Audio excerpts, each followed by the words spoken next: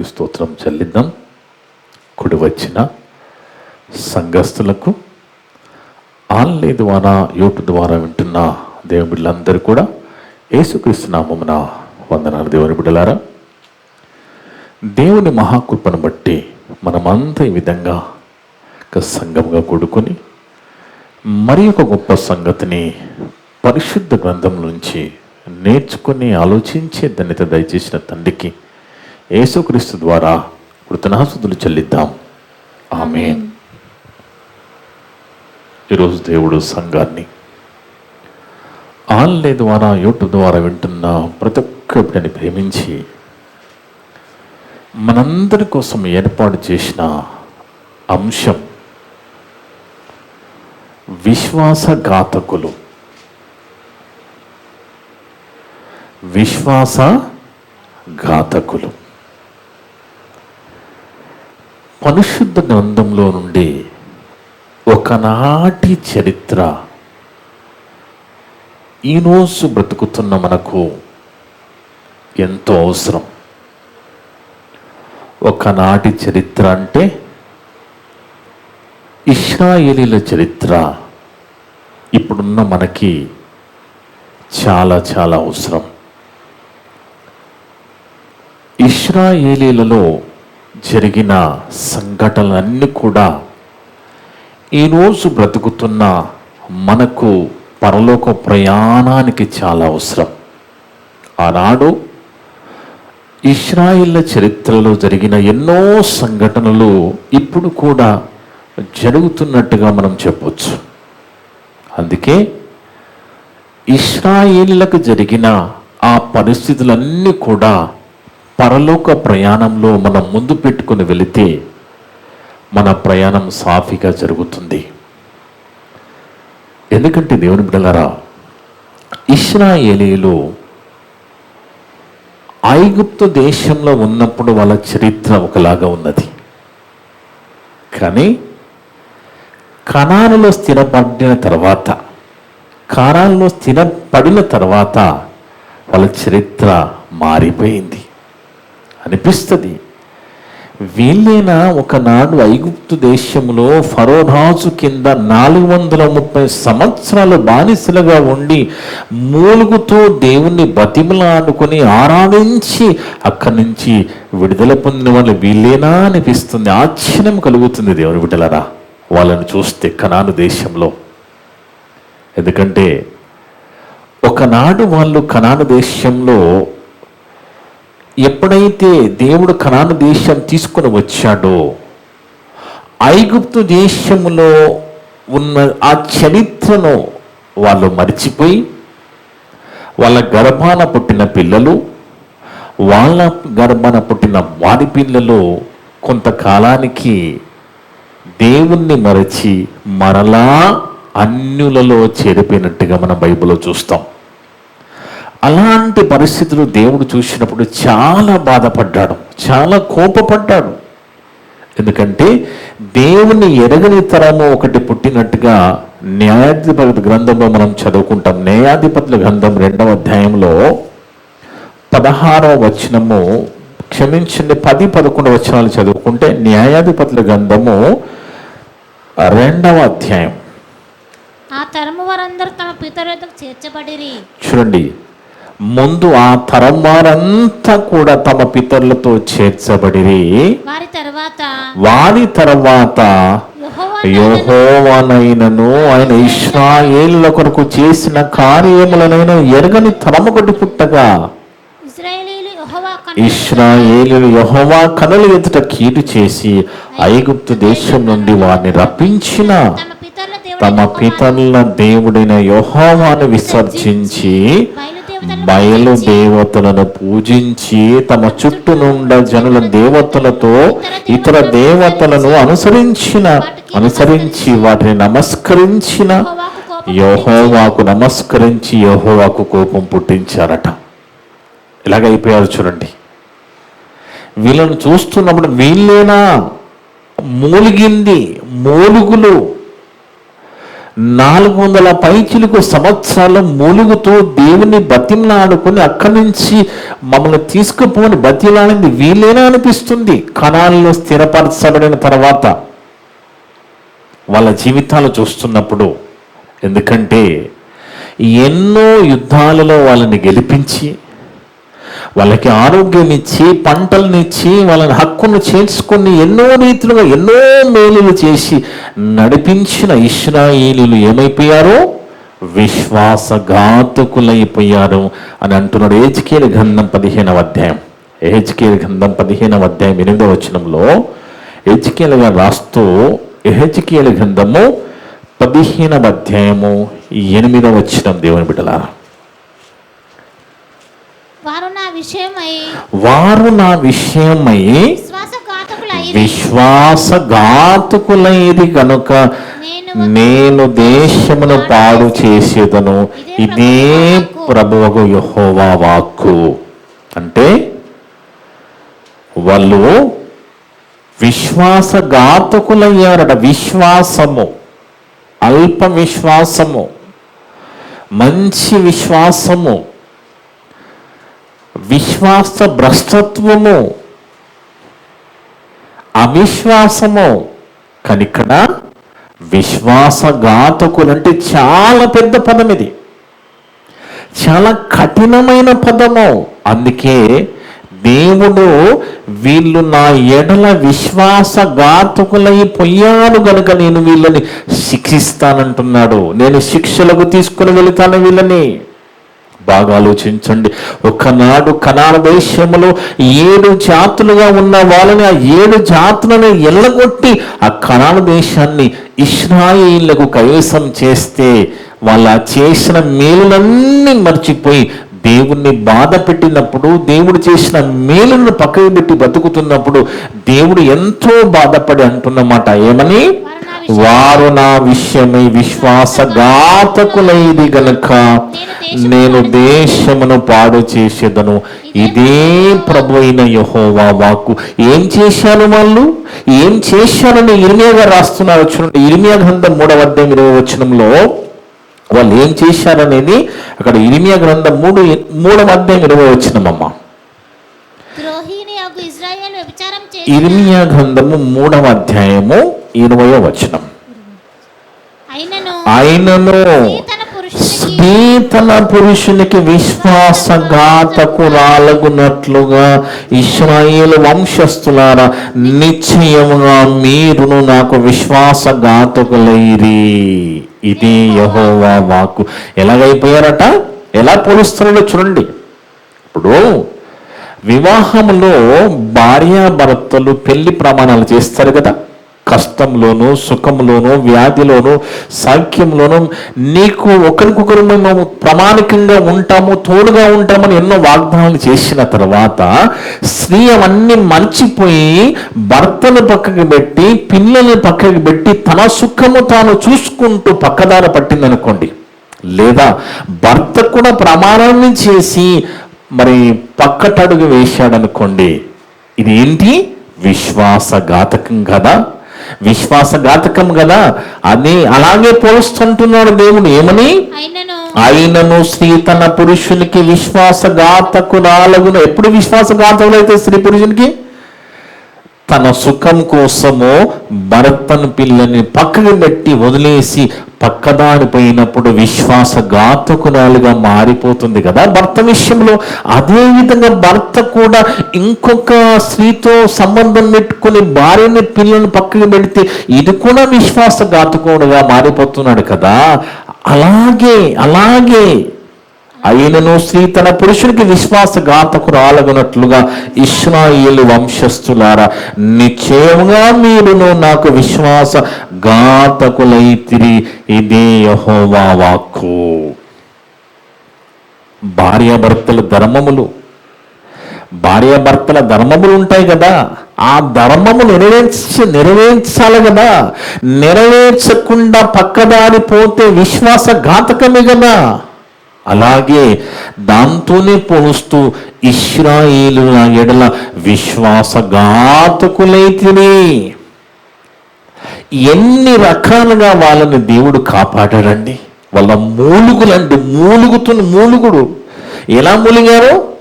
భరించలేక, ఆ బానిసత్వం భరించలేక, ఆ ఫరో రాజు క్రూరత్వం భరించలేక మూలిగినప్పుడు 430 సంవత్సరాలు వాళ్ళ బానిసత్వం ఉండి మూలిగినప్పుడు దేవుడు ఆలోచించి మోషేను నాయకునిగా పుట్టించి వాళ్ళను ఆ బానిసత్వం నుంచి విడుదల చేసి కనాను దేశం తీసుకుని వెళ్ళి అక్కడ ఉన్న 7 జాతులను నాశనం చేసి ఆ కనాను దేశంలో వీళ్ళని స్థిరపరిస్తే వీళ్ళు దేవుణ్ణి మర్చిపోయారట.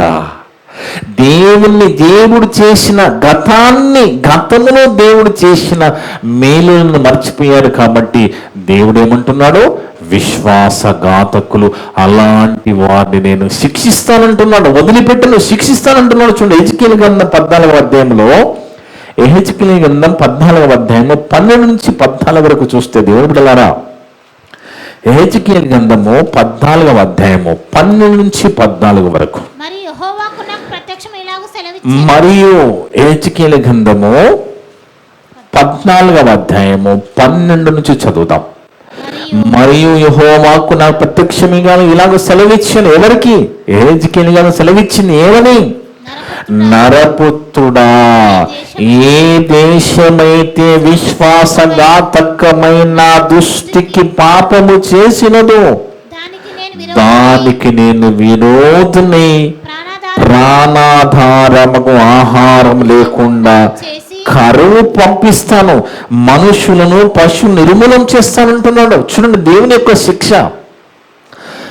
అలాంటి విశ్వాసఘాతకులకు నేను ఆహారం లేకుండా చేస్తాను, ఆ దేశంలో కరువు రప్పిస్తాను, పశువులకు మేత లేకుండా చేస్తాను, నిర్మూలం చేస్తాను, మనుషులను పశువులు నిర్మూలం చేయుదును. నోవహును, దానియేలును, యోబును ఈ 3 ఆ దేశంలో ఉండినను వారు తమ నీటి చేత తమను మాత్రమే రక్షించుకొందురు. ఇది ప్రభువు యెహోవా వాక్కు. ఎంతండి దేవుని యొక్క బాధ చూడండి, అని ఎంత బాధపడుతున్నాడో చూడండి. చేసిన మేలులను మరిచి దేవుణ్ణి పక్కకి పెట్టి విశ్వాసఘాతకులై దేవుణ్ణి ఇబ్బంది పెడుతున్నప్పుడు వాళ్ళని శిక్షిస్తూ అంటున్న మాట, ఒకవేళ మీ దగ్గర నోవహు ఉన్నా, దానియేలు ఉన్నా, యోబు ఉన్నా, ఈ 3 దేశంలో ఉన్నా కానీ తమ నీచి చేత తమను మాత్రమే రక్షించుకుంటారు తప్ప మీరు కాపాడబడరంటున్నాడు దేవుడు. ఒకనాడు అబ్రహాము విశ్వాసులకు తండ్రి ప్రార్థన చేసే ప్రార్థన విన్నాడు దేవుడు. ఒకనాడు నోవాని బట్టి, నోవా గారిని బట్టి కుటుంబం అంతా కాపాడబడింది, లోతును బట్టి లోతు కుటుంబం కాపాడబడింది. కానీ ఇక్కడేమంటున్నాడు? నోవహును, దానియేలును, యోబును 3 అట్టి దేశంలో, ఆ చెడిపోయిన విశ్వాసఘాతకమైన దేశంలో ఉండినను వారు తమ నీచి చేత తమను మాత్రమే రక్షించుకుంటారు తప్ప మిమ్మల్ని రక్షించలేరు, మిమ్మల్ని కాపాడలేరు అంటున్నాడంటే దేవుడు ఎంత బాధతో మాట్లాడుతున్నాడు ఆలోచించండి. ఎంత కోపంతో మాట్లాడుతున్నాడు అంటే, శిక్షిస్తున్నాడు దేవుడు శిక్షిస్తున్నాడు. దేవుడు వదిలిపెట్టడం లేదు. ఎందుకంటే దానియేలు ప్రార్థనాపరుడు అయినప్పటికీ, ఆయన ప్రార్థనాపరుడైనా కానీ ఆయన మాత్రమే కాపాడబడతాడు. ఒక నోవహు గారు, ఆ నోవహు గారిని బట్టి ఒకనాడు వాళ్ళ కుటుంబం అంతా కాపాడబడింది, కొడుకులు కోడలు. కానీ ఇప్పుడు నోవహు ఇక్కడ ఉంటే ఆయన మాత్రమే కాపాడబడతాడు అంటున్నాడు. ఇంకా యోబు విషయంలో కూడా, యోబునకు ఒకవేళ యోబున్న ఆ యోబు మాత్రమే కాపాడబడతాడని మాట్లాడుతున్నాడంటే ఆలోచించండి. ఇంకా 20వ వచనంలో కూడా చెప్తున్నాడు అదే మాట. 20వ వచనంలో మాట్లాడుతూ, నోవహును, దానియేలును, యోబును ఈ 3 దానిలో ఉన్నను నా జీవము తోడు వారు తమ నీతి చేత తమ్మును మాత్రమే, ఖచ్చితంగా వాళ్ళ నీతి చేత వాళ్ళ ముగ్గురు వాళ్ళను మాత్రమే రక్షించుకోగలరు తప్ప ఇశ్రాయేలుని రక్షించడానికి వాళ్ళు ప్రార్థన చేసిన నేను వినను అన్నట్టుగా దేవుడు మాట్లాడుతున్నాడు. తమ్మును మాత్రమే రక్షించుకొందురు గాని కుమారునినైనను కుమార్తెనైనను రక్షించుకొనజాలరు. ఒకనాడు నోవహును బట్టి కుటుంబం అంతా కాపాడబడింది కదా, ఒకనాడు మరి లోతును బట్టి కుటుంబం కాపాడబడింది. కానీ ఇప్పుడు అంటున్న మాట, ఒకవేళ వాళ్ళు ఉన్నా వాళ్ళు మాత్రమే కాపాడబడతారు, రక్షింపబడతారు తప్ప మిమ్మల్ని మాత్రం వదిలిపెట్టనంటున్నాడు దేవుడు. ఎందుకు? విశ్వాసఘాతుకులైపోయారు వాళ్ళు, విశ్వాసఘాతకులైపోయారు. అందుకే ఎన్ని చెప్పినా విననప్పుడు, ఎన్ని రకాలుగా దేవుడు చెప్పినా విననప్పుడు దేవుడు వాళ్ళకి బుద్ధి చెప్పాలని బబులోను లేపి 70 సంవత్సరాలు వీళ్ళందరినీ చెరలోకి తీసుకుని వెళుతాడు ఇశ్రాయేలుని. ఎందుకండి? వీళ్ళకి బుద్ధి రావాలని, వీళ్ళకి బుద్ధి రావాలని 70 సంవత్సరాల చెరలోకి వెళ్ళిపోతారు. ఇర్మియా చెప్తే హేళన చేస్తారు, ఎవరు చెప్పినా పట్టించుకోరు. ఎన్నో రీతులుగా దేవుడు చెప్పినా పట్టించుకోనప్పుడు దేవుడు అంటున్న మాట, ఖచ్చితంగా వీళ్ళని నేను శిక్షిస్తాను. ఆలోచించండి, ఒకనాడు దేవుడు వాళ్ళని ఎలా కాపాడాడు, వాళ్ళు ఎలాగైపోయారో చూడండి.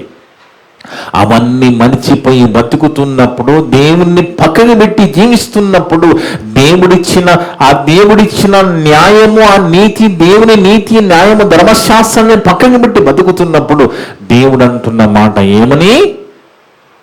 విశ్వాసఘాతకులైన మీకు నేను ఆహారం లేకుండా చేస్తాను, మనుష్యులను పశువులను నిర్మూలం చేస్తానని మాట్లాడుతున్నాడంటే దేవుని బిడ్డలారా బాగా ఆలోచించండి. అంటే ఇవన్నీ మనకెందుకు చెప్తున్నాడు అంటే, మా చరిత్రలో జరిగినవన్నీ మనకెందుకు చెప్తున్నాడు అంటే, మనము అవి చూసి మనము పాఠము నేర్చుకుని మనం జాగ్రత్తగా బతకాలని. ఎందుకంటే దేవుడు సేవకుల ద్వారా ఎన్నో జాగ్రత్తలు మనకు చెప్తా ఉంటాడు. ఆ చరిత్రను ముందు పెట్టి ఎందుకు మాట్లాడుతున్నాడు? ఎన్ని విన్నా మనం జాగ్రత్తగా ఉండకపోతే మనల్ని కూడా శిక్షలకు తీసుకొని వెళుతాడని చెప్పడానికి దేవుడు ఈ మాటలు మాట్లాడుతున్నాడు. దేవుడు బిడ్డలారా, ఒకనాడు వాళ్ళు ములుగులు నిజంగా అండి, వాళ్ళు మర్చిపోయారండి, ఆ గతాన్ని మర్చిపోయారు. చూడండి, రాస్తున్నాడు అపోస్తుల కార్యాలు 7వ అధ్యాయం 34వ వచనంలో. అపోస్తుల కార్యాలు 7వ అధ్యాయము 34వ వచనం చదువుకుంటే స్టెఫెన్ గారు మాట్లాడుతూ చెప్తున్న ఆ సందర్భాన్ని మనం చూస్తే, ఐగుప్తులోనున్న నా ప్రజల దురవస్థ ఎలాగుందట, వాళ్ళ పరిస్థితి దురవస్థను నేను నిదానించి చూచి తిని. దేవుడు మాట్లాడుతున్నాడు. దేవుడట ఐగుప్తులో ఉన్న ఇశ్రాయేలు ప్రజల దురవస్థను నిదానించి చూశాడట. వారి మూలుగును వింటిని వారిని విడిపించుటకు దిగి వచ్చి ఉన్నాను. రమ్ము, నేనిప్పుడు నేను ఐగుప్తులకు పంపుదునని అతనితో మోషే గారితో మాట్లాడుతున్నాడు. అంటే చూడండి, దేవుడు ఎన్ని రకాలుగా జాగ్రత్తలు తీసుకొని, ఎన్ని రకాలుగా వాళ్ళని కాచి కాపాడి, ఎన్నో రీతులుగా పంటలు ఇచ్చి, ఆహారం ఇచ్చి, అరణ్య 40 సంవత్సరాలు నడిపించినా కానీ అవన్నీ మర్చిపోయి విశ్వాసఘాతకులుగా మారినప్పుడు ఇర్మియా ప్రవక్తతో అంటున్నాడు దేవుడు. ఏంటో తెలుసా? ఇర్మియా గ్రంథము 7వ అధ్యాయము 16వ వచనం. ఇర్మియా గ్రంథము 7వ అధ్యాయం 16వ వచనం చూడండి ఏమంటున్నాడు. ఇర్మియా గ్రంథం 7వ అధ్యాయము 16వ వచనం. దేవుని బిడ్డలారా, కాబట్టి ఇర్మియా, నువ్వు ఈ జనము కొరకు ప్రార్థన చెయ్యకుము. అర్థమవుతున్న దేవుని బిడ్డలారా, దేవుడు అంటున్న మాట, ఇర్మియా, నీవు ఈ జనము కొరకు ప్రార్థన చెయ్యకుము, వాడి కొరకు మొరనైనను ప్రార్థనైనను చేయకుము, నన్ను బతిమాలు కొనకుము, నేను నీ మాట వినను. ఎంత బాధతో చెప్తున్న మాట అండి తండ్రి. విశ్వాసఘాతకులుగా మారిపోయి దేవుణ్ణి పక్కకు పెట్టి, ఆజ్ఞలను పక్కకు పెట్టి, నీతిని పక్కకు పెట్టి బతుకుతున్నప్పుడు దేవుడు ప్రవక్తతో చెప్తున్నాడు, ఇర్మియా, నువ్వు వాళ్ళ కోసం, ఆ జనం కోసం ప్రార్థన చేయకయ్యా. నువ్వు ఒకవేళ బతిమాలనగా నేను ప్రార్థన వినను. మరి మనం ఎలాంటి వాళ్ళమండి? మనం ఎలాంటి వాళ్ళమంటే దేవుడు పరలోకమున్న దేవుని దగ్గర ఉన్న యేసుక్రీస్తు ప్రభువారు పరలోకాన్ని విడిచి భూమి మీదికి వచ్చి ఆ సజీవంగా భూమి మీదికి వచ్చి ఆ మరణాన్ని అనుభవించి ఆ శిలువ యాగము ద్వారా రక్తం చిందించి మనని తన రక్తంలో కొనుక్కొని మనల్ని రక్షించిన మరలా మనము దేవుని మాటలు పక్కకి పెట్టి పాపాన్ని కొనసాగిస్తూ యేసు రక్తం ఉందిలే అనుకుంటూ వెళ్ళిపోతున్నప్పుడు యేసు రక్తం ఉందిలే అనుకుంటూ వెళ్ళిపోతున్నప్పుడు ఎన్నిసార్లు క్షమిస్తాడు మనల్ని? ఎన్ని వందల సార్లు క్షమిస్తాడు దేవుడు మనల్ని?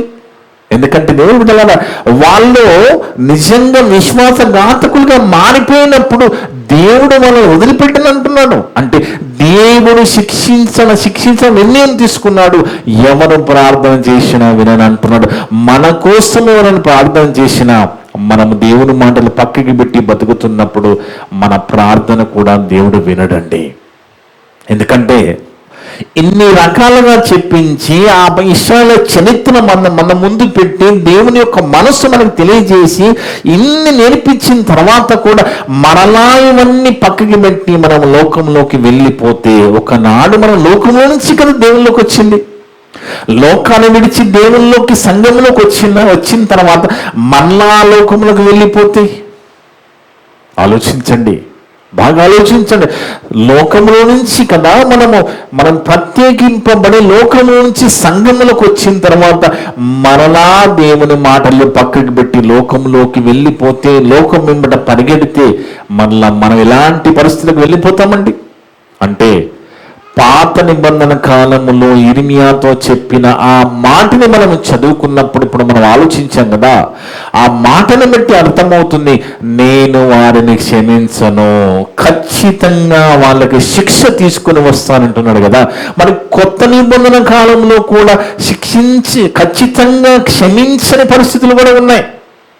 మనం అనుకుంటున్నాము యేసు రక్తం ఉన్నది, మనం ఎలాగైనా మన పాపము చేసి మనము ఏదో ఒక తెలియని పరిస్థితులలో అనుకోకుండా జరిగిన ఆ తప్పును బట్టి దేవుడు తన రక్తంలో మన రక్తాన్ని గుర్తు చేసుకుని క్షమిస్తాడేమో. కానీ ఇప్పుడు మన సంఘంలోకి వచ్చిన మనము అన్ని తెలిసి చేసుకుంటూ దేవుని మాటల్లో పక్కకు పెట్టి మరలా మనం పాపం చేసుకుంటూ పోతే దానిని బట్టి మనకి పాప క్షమాపణ ఉండదు దేవుని బిడ్డలారా. ఎందుకంటే మనం ఇన్ని చేసిన తర్వాత ఇన్ని చెప్పిన తర్వాత ఎటుపోతున్నామని దేవుని మాటలన్నీ మనకి ఇన్ని మాట్లాడుతున్నాడు కదా, మనతో ఎన్ని జాగ్రత్తలు చెప్తున్నాడు కదా, ఎన్ని లోతైన మాటలు మనతో మాట్లాడుతున్నాడు కదా, ఈ మాటలన్నీ ఎటుపోతున్నాయి మన జీవితాల్లో?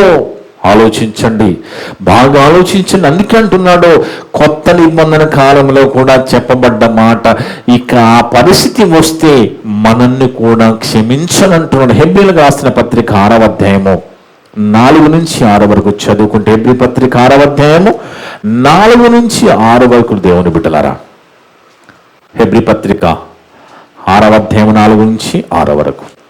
ఒక్కసారి వెలిగింపబడి పరలోక సంబంధమైన వరము రుచి చూచి పరిశుద్ధాత్మలో పాలివారై దేవుని దివ్య వాక్యమును రాబోయే సంబంధమైన శక్తుల ప్రభావమును అనుభవించిన తర్వాత తప్పిపోయిన వారును తమ విషయములో దేవుని కుమారుని మరలా సిలువ వేస్తున్నారట. ఎవరో పాపాన్ని కంటిన్యూ చేస్తూ పాపాలు కడిగి వేసుకున్న తర్వాత మన్నా యేసు రక్తం ఉంది ప్రభు మరి రొట్టె ద్రాక్షరసం ఉన్నది అనుకుంటూ పాపాలు కంటిన్యూ చేసుకుంటూ లోకములోకి వెళ్ళిపోతే చెప్తున్నాడు ఏమని? మరలా యేసుక్రీస్తుని బాహాటముగా సిలువ వేస్తున్నాడు. ఇలాంటి వాళ్ళు అర్థమవుతుంది దేవుని బిడ్డలారా. యేసు ప్రభు చేసిన త్యాగం, ఆ ప్రభు చేసిన త్యాగాన్ని మనం ఆలోచిస్తే అంత గొప్ప ప్రభు పరలోకాన్ని విడిచి భూమి మీదికి వచ్చి నిన్ను నన్ను పవిత్రపరచుకొని పరిశుద్ధులుగా చేసి సంఘములో నాటితే మనల్ని కొనుక్కుంటే మరలా మనము ప్రభు మాటలను పక్కకి పెట్టి పాపం మీద పాపం చేసుకుంటూ వెళ్ళిపోతున్నామంటే ఆలోచించండి. అలాంటి వారు అదే అదే చెప్తున్నా అక్కడ. తమ విషయంలో దేవుని తమ విషయంలో దేవుని కుమారుని మరలా సిలువ వేయచ్చు. ఆలోచించండి, ఒకనాడు వాళ్ళు సిలువ వేసినప్పుడు ప్రభు ఏమన్నాడు? తండ్రి, వీరేమి చేయుచున్నారో వీరికి తెలియదు. తెలియక వాళ్ళు సిలువ వేశారు కాబట్టి క్షమించబడ్డారు. తెలిసి మనం సిలువ వేస్తే మన పరిస్థితి ఏంటి ఆలోచించండి. తెలిసి సిలువ వేస్తే క్షమాపణ ఉండదు. అదే చెప్తున్నాను అక్కడ. తమ విషయంలో దేవుని కుమారుని మరలా సిలువ వేయచ్చు, బాహాటముగా ఆయనను అవమానపరచుచున్నారు గనుక మారు మనసు పొందునట్లు అట్టి వారిని మరలా నూతన పరచుట అసాధ్యము. ఆలోచించండి. పరిశుద్ధాత్మ వరాన్ని పొందుకుని, పరిశుద్ధాత్మని పొందుకుని వాక్యం వెలుగులోకి వచ్చి పరలోక సంబంధ విషయాలన్నీ తెలుసుకుని మరలా లోకంలోకి వెళ్ళిపోతే అలాంటి వారికి మారు మనస్సు మళ్ళా కలిగించడం అసాధ్యమని అన్నది ఎవరండి?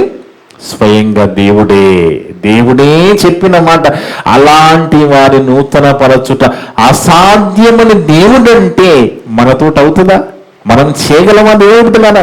అందుకే మనమేమైనా విశ్వాసఘాతకులుగా మారిపోతున్నామా దేవుని దగ్గర? మనమేమైనా గతాన్ని మనిషి దేవుణ్ణి పక్కన పెడుతున్నామో చూసుకోవాలి. మనము ఎందుకు మాట్లాడుతున్నాడు? విశ్వాసఘాతకులుగా వాళ్ళు ఉన్నప్పుడు వాళ్ళని శిక్షిస్తానన్నాడు, శిక్షించాడు. వాళ్ళని విశ్వాసఘాతకులుగా మారినప్పుడు వాళ్ళకి క్షమాపణ లేదు. వాళ్ళ గురించి ఎవరు ప్రార్థన చేసినా విననన్నాడు. మరి ఈరోజు మన సంగతి ఏంటి? దేవుని బిడ్డలారా, బాగా ఆలోచించండి. కనానులో ఉన్నప్పుడు వాళ్ళు దేవుని మీద తిరగబడి పాపము చేస్తే, ఆజ్ఞలు మీరితే, నీతి న్యాయాలు పక్కకు పెడితే, ధర్మశాస్త్రాన్ని పక్కకు పెడితే క్షమించనన్న దేవుడు మరి సంఘములోకి వచ్చిన మన పరిస్థితి ఏంటి కదా? ఐగుప్తు నుంచి కనానుకు వచ్చి చనిపోతే, స్థిరపడిన తర్వాత దేవుణ్ణి మరిచిపోతే, పక్కకి పెడితే, క్షమాపణ లేకుండా విశ్వాసఘాతకులుగా మారిపోయిన వారిని క్షమించాలని చెప్పిన దేవుడు మరి లోకములో నుంచి సంఘములకు వచ్చిన మనం ఎలాగున్నాం? ప్రశ్న వేసుకోవాలండి. ఎందుకంటే మోసపోవద్దు. మనము ఖచ్చితంగా చెప్తున్నాడు. మనము బాప్తిజంలో ఎన్ని ప్రమాణాలు చేశామండి? బాప్తిజంలో ఎన్నో ప్రమాణాలు చేశాం కదా. ఆ ప్రమాణాలన్నీ కూడా ఎలాంటి ప్రమాణాలు? ఎన్ని కష్టాలు వచ్చినా నేను ప్రభు కోసం బతుకుతాను, దేవుని కుమారుని రక్తం నా పాపాలు కడుగుతుందని నమ్ముతున్నాను కదా. ఎలాంటి పరిస్థితి నా ప్రభు కోసం జీవిస్తాను, ఎన్ని ప్రమాణాలు చేసి పరిశుద్ధాత్మని వరంగా పొందుకొని వాక్యం వెలుగులోకి వచ్చిన తర్వాత మరలా లోకాన్ని వెంబడిస్తే, లోకంలోకి వెళ్ళిపోతే, లోకాశల్లోకి వెళ్ళిపోతే, అలాంటి వారు ఏం చేస్తున్నారట? యేసుక్రీస్తు ప్రభువాన్ని మరలా సిలువ వేస్తున్నారట బాహాటముగా. అలాంటి వారిని నూతన పరచుట అసాధ్యం. ఆలోచించండి దేవుని బిడ్డలరా, బాగా మనసు పెట్టి ఆలోచించండి. ఎందుకంటే ఒకనాడు పౌలు గారు మాట్లాడుతూ, ఒకడే పురుషుడికి ప్రదానం చేయబడ్డావు నువ్వు అంటున్నావు. ఒకడే పురుషుడు, యేసు ప్రభువారు ఒకటే పురుషుడికి ప్రదానం చేయబడిన మనము మరి ఎలాగా మారిపోతున్నాము? ఎలాగా మారిపోతే ఒకసారి చూద్దాం. 2 కొరింథీ పత్రిక 11వ అధ్యాయం 2వ వచనంలో, 2 కొరింథీ పత్రిక 11వ అధ్యాయము 2వ వచనం. దేవాసక్తితో మీ ఎడల ఆసక్తి కలిగి ఉన్నాను. 2 కొరింథీ పత్రిక 11వ అధ్యాయము 2వ వచనం. ఎందుకనగా పవిత్రురాలైన కన్యకనుగా ఒకడే పురుషునికి అనగా క్రీస్తుకి సమర్పింపవలెనని ఏందంట? ఎప్పుడు జరిగింది? బాప్తిజములో మనము చేసిన ప్రమాణాలను బట్టి. మన ప్రమాణాలు సేవకుడు మీతో ప్రమాణాలు చేపిస్తాడు కదా బాప్తిజం ఇచ్చినప్పుడు కదా. ఆ ప్రమాణాలన్నీ మీరు ఒప్పుకునే కదా ప్రభువుని నమ్ముకుని బాప్తిజంలో మీ పాపాలు కడిగి వేసుకున్నది. అదే కదా, అదే అంటున్నాడు ఇక్కడ. ఎందుకనగా పవిత్రురాలైన కన్యకనుగా ఒకడే పురుషునికి, ప్రభువుకి నువ్వు నేను కన్యకలుగా అనగా క్రీస్తుకి సమర్పింపవలనని మిమ్మల్ని ప్రదానం చేసి తిని. కానీ మనకి ఏం జరిగింది? నాస్యంలో ప్రదానం జరిగింది కదా. కన్యకలుగా అంటే ఏంటండి? పాపము లేని వారిగా పరిశుద్ధులైన ఒక్కడే పురుషుడైన ప్రభుత్వం మనకు ప్రదానం జరిగిన తర్వాత మళ్ళా రెండో డాకంలో మన విశ్వాసఘాతకులుగా ఉంటే మనని పరలోకం తీసుకెళ్తాడా? ఆలోచించండి. మీకు చాలాసార్లు చెప్పాను, ఒక వ్యక్తి వివాహం చేసుకుని ఇమీడియట్గా ఆ భార్యని మరి తన సొంత దేశం వదిలేసి పక్క దేశం బతుకుదిరువు కోసం వెళితే ఆయన వచ్చేసరికి భార్య చెడిపోయి ఉంటే ఆ భార్యను స్వీకరిస్తాడా భర్త? స్వీకరించను కదా. ఇది మనకి న్యాయమే కదా, అవును కదా. ఎవరండి ఏ పురుషుడు ఒప్పుకుంటాడని మాట్లాడతాం మనం. మనకిది న్యాయమే కదా. మనకిది న్యాయమైనప్పుడు ఒకడే పురుషునికి కన్యకలుగా ప్రదానం చేయబడిన మనము మరలా పాపాన్ని కొనసాగిస్తూ దేవుని మాటల పక్కకి పెట్టి బతుకుతున్నప్పుడు, మన విశ్వాసఘాతకులుగా మారిపోతున్నప్పుడు ప్రభు వచ్చి మన పరలోకం తీసుకెళ్ళాడు కదా. అందుకే అదే అంటున్నాడు అక్కడ. అందుకే అనగా క్రీస్తుకు సమర్పింపవాలని మిమ్మల్ని ప్రదానం చేసింది కానీ సర్పము తనకు యుక్తి చేత అవ్వను మోసపరిచినట్లు మీ మనసులను చెలపబడి క్రీస్తు ఎడలనున్న సరతల నుండి పవిత్రత నుండి ఎట్లయినో తొలగిపోనేమో అని భయపడుచున్నాడు సేవకుడండి. భయపడుతున్నాడు అన్నాడు పౌలు గారు. ఎందుకు భయం? ఒకనాడు అవ్వను మోసం చేసింది సాతాను, అవునా కదా. ఒకనాడు మరి ఇస్కరియోతు యూదాను మోసం చేసింది. ప్రభువారితో తిరుగుతున్నప్పుడే లోకాశలు ఆలోచించండి. ప్రభువారితో తిరుగుతూ లోకాశల్లో పడిపోయి విశ్వాసఘాతకుడిగా మారిపోలేదా? విశ్వాసఘాతకుడిగా మారిపోయి ప్రభువునే అమ్ముకున్నాడు కదా. ఆయన ఎక్కడికి వెళ్ళిపోయాడు? నరకానికి వెళ్ళిపోయాడు కదా. అందుకే దేవుని బిడ్డలారా చాలా జాగ్రత్తగా మనం ఆలోచించాలి. ఎందుకంటే ప్రతి మనిషికి దేవుడు నువ్వు మారితే ఖచ్చితంగా క్షమిస్తాడు. నేను మారుతానని అడిగితే క్షమిస్తాడు, నేను మారుతానంటే క్షమిస్తాడు. మారకుండా నువ్వు ఎన్నిసార్లు అడిగినా దేవుడు క్షమించడు దేవుని బిడ్డలారా.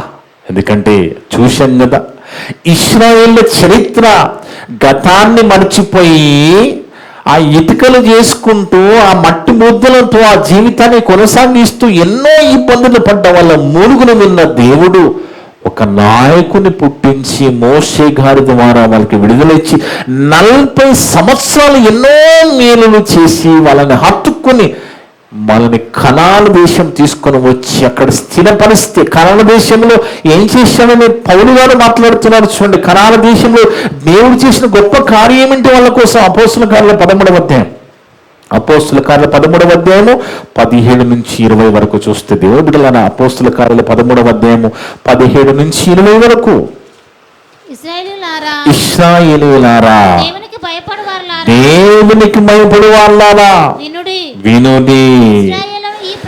ఇశ్రాయేలుని ఈ ప్రజలు దేవుడు మన పితరులను ఏర్పరచుకొని వారు ఐగుప్తు దేశమందు పరదేశులు ఉన్నప్పుడు ఆ ప్రజలను హెచ్చించి తన భుజబలం చేత వారిని అక్కడి నుంచి తీసుకుని వచ్చి ఇంచుమించు 40 ఏళ్ల మట్టుకు అరణ్యములో వారి చేష్టలను సహించాడు. ఎందుకు? ఎలాగైనా వీళ్ళని కనాను దేశానికి తీసుకుని వచ్చి అక్కడ స్థిరపరచాలనుకున్నాడు, సహించాడు. కానీ ఇక్కడికి వచ్చిన తర్వాత వాళ్ళు చేసిన ఆ విశ్వాసఘాతకమైన పనులను చూసి దేవుడు ఏమన్నాడు?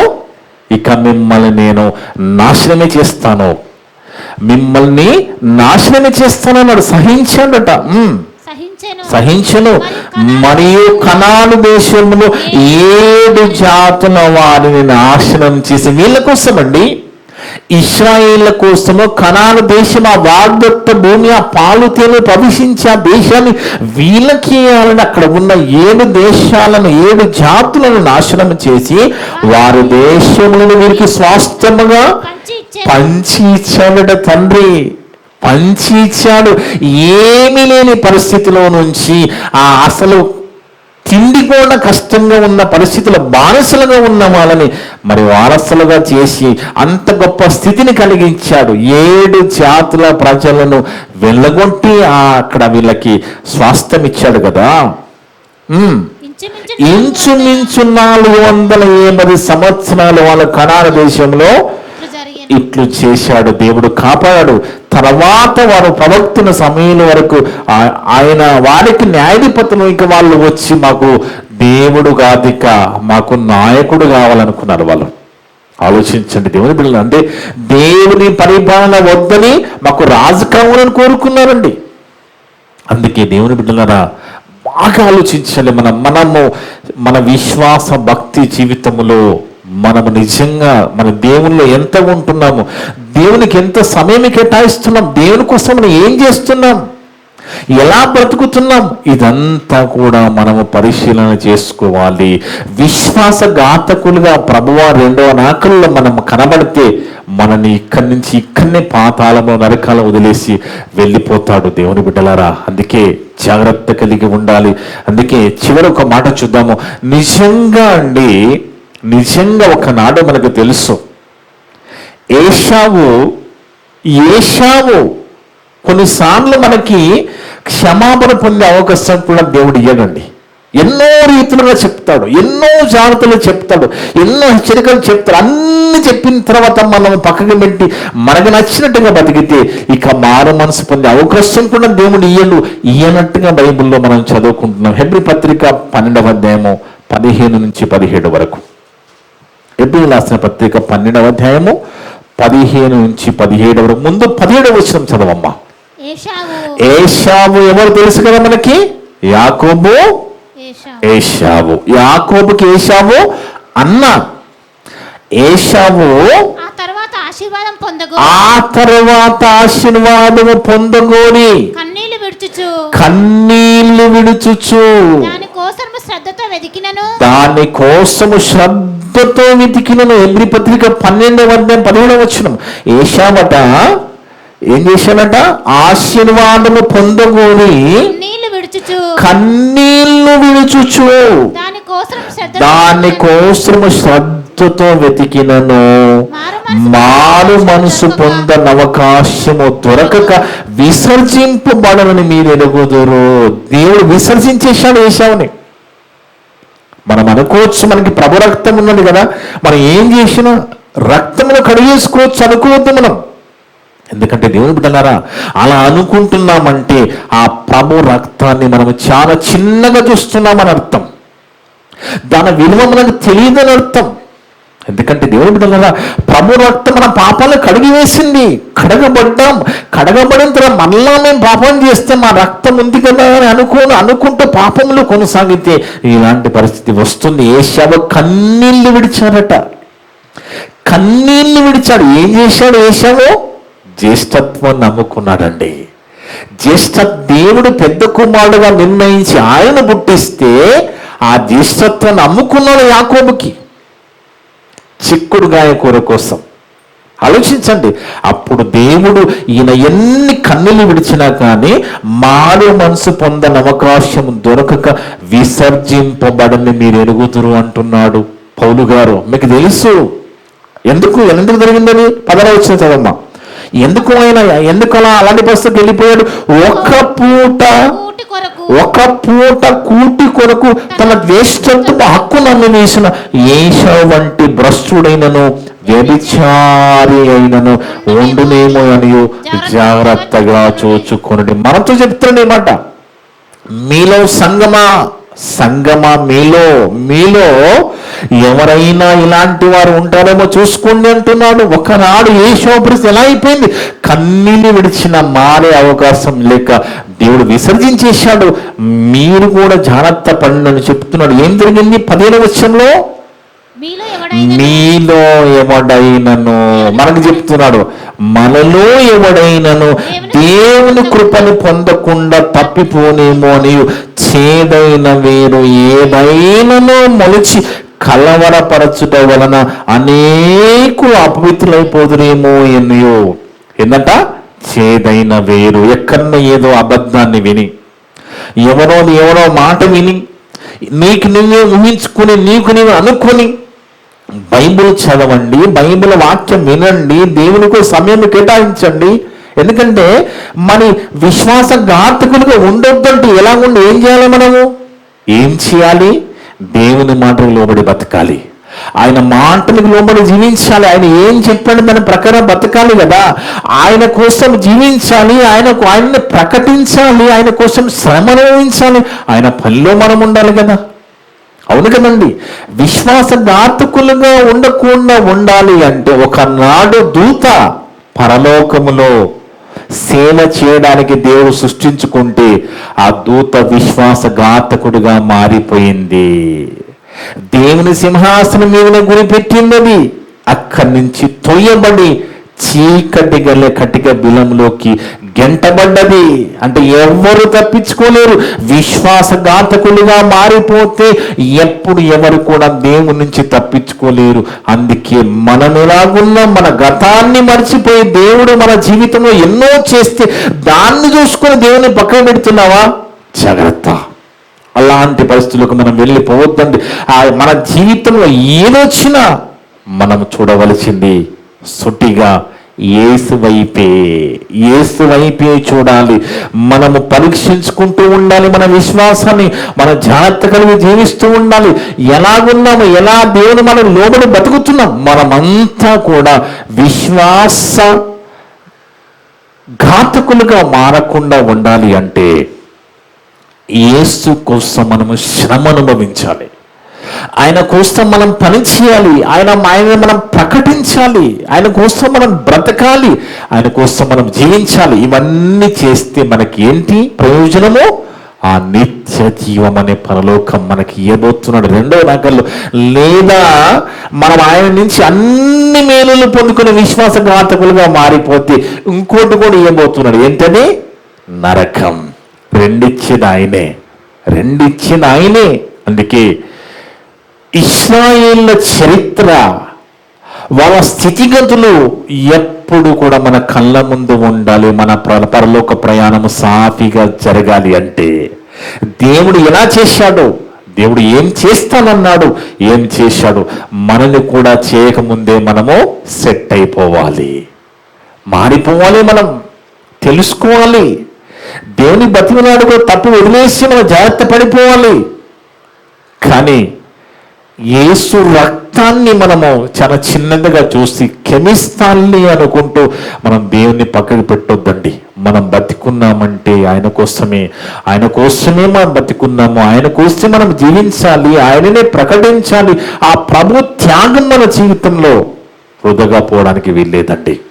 కాకుండా విశ్వాసఘాతకులుగా ఆ పరిశుద్ధాత్మ వరాన్ని మనం పొందుకుని వాక్యమంతా విని ఎన్నో రీతిలుగా దేవుడు చెప్పిన మాటలన్నీ విని మనం పక్కదారి వెళ్ళిపోతే మనని ఎవరు కూడా కాపాడలేరు, దేవుడు కూడా అన్నమాట. ఏంటి? అలాంటి వారిని నూతన పరచుట అసాధ్యం. మనిషి అంటే దేవుడు సాధ్యపరచగ, సుసాధ్యం చేయగలడు. దేవుడే అసాధ్యం అంటే ఇక ఎవరి వల్ల కాదని ఆ పరిస్థితులకు వెళ్ళకుండా మనం చూసుకోవాలి. అలాంటి పరిస్థితులకు మనం వెళ్ళకుండా చూసుకోవడానికి దేవుడు ఈరోజు ఇన్ని మాటలు మనతో మాట్లాడాడు. దేవుని బిడ్డలరా, ఎందుకంటే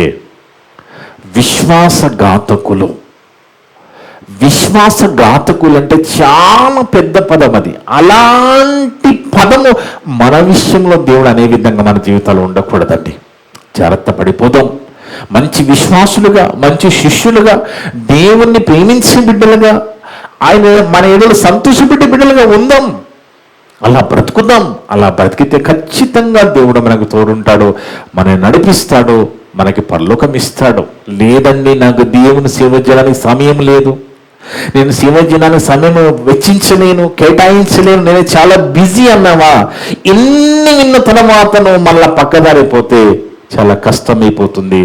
చాలా జాగ్రత్తగా ఈ మాటలు నిన్ను మనసులో పెట్టుకొని మనం ఎలా ఉండకూడదు? విశ్వాసఘాతకులుగా మనం ఉండకూడదు. మంచి విశ్వాస వీరులుగా మనం ముందు ప్రసంగంలో విన్నాం కదా, విశ్వాస వీరులు ఎలా బ్రతికారో అలాంటి వీరుల్లో మనము కూడా ఉండాలి తప్ప విశ్వాసఘాతకులైన ఇశ్రాయేలుల ఆ లిస్టులో ఈరోజు సంఘములో కొంతమంది ఉన్న విశ్వాసఘాతకుల లిస్టులో మనం ఉండకూడదు. మంచి విశ్వాస వీరులు దేవునికి చాలా ఇష్టం. దేవునికి చాలా ఇష్టం. వాళ్ళు ఏం చేస్తారు? ఆయన ఏం చెప్పినా వింటారు, దేవుడు ఏం చెప్పినా పాటిస్తారు, దేవుడు ఏం చెప్పినా అలకిస్తారు, దేవునికి భయపడతారు, ఆయన మాటకి గౌరవం ఇస్తారు, ఆయన ప్రేమిస్తారు. సరే తండ్రి నీకంటే నాకు ఎక్కువ ఏంది తండ్రి అంటారు. ఇక పెడచెవుని పెడితే మనని ఎవరు కూడా కాపాడలేరు. ఇట్టి మాటలన్నీ కూడా ఏ ఒక్క మాట కూడా వృధాగా పోకుండా విన్న మీ అందరి హృదయాలలో చెప్పిన నా హృదయంలో దేవుడు సమృద్ధిగా ఫలింపజేయను గాక. ఆమేన్. ప్రార్థన చేసుకుందాం. మమ్మలను మిక్కిలిగా ప్రేమించిన మా పరలోకపు తండ్రి, మీ యొక్క పరిశుద్ధమైన ఘనమైన నామమును బట్టి స్తోత్రాలు వందనాలు నైనా. గొప్ప దేవుడోనైనా ఈరోజు ఇశ్రాయేళ్ల చరిత్ర మా ముందు పెట్టి మేము ఎలాగున్నామో చూసుకోమని, అలాంటి పరిస్థితి మేము తెచ్చుకోవద్దని, ఒకనాడు ఏశావు పరిస్థితి ఎలా అయిపోయిందో కూడా మాతో మాట్లాడి పరిశుద్ధాత్మని వరంగా పొందుకొని వాక్యం వెలుగులోకి వచ్చిన తర్వాత మరలా లోకంలోకి వెళ్ళిపోయి లోకంలో మరి మేము తెగేదాకా అలాగే లోకంలోకి వెళ్ళిపోతే అలాంటి వారిని నూతన పరచున అసాధ్యమని మాతో మాట్లాడావు నాయనా. అందును బట్టి స్తోత్రాలు చెల్లిస్తున్నాము తండ్రి. మీరు నాకు ఇచ్చిన సంఘ బిడ్డల్లో ఏ ఒక్క బిడ్డకు అలాంటి పరిస్థితిలో ఉండకుండా, అలాంటి దుస్తులు మాయలో పడిపోకుండా ప్రతి ఒక్క బిడ్డ నిలబెట్టి బలపరచండి తండ్రి.